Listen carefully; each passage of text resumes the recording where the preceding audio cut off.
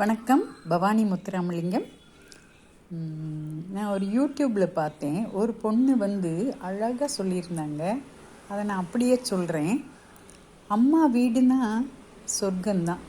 அதுவும் கல்யாணம் பண்ணி வந்த பின்னாடி தான் அம்மா வீடு சொர்க்கம்னு தெரியுது.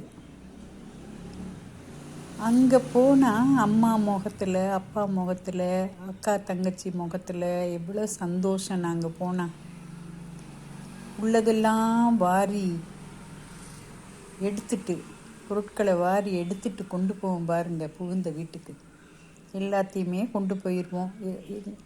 என்ன இருக்குதோ அவ்வளவையும் அனுப்பி வைப்பாங்க, எடுத்து கொடுத்து அனுப்பி வைப்பாங்க. அது எல்லாத்தையும் எடுத்துகிட்டு போய் நம்ம கொண்டு போவோம்.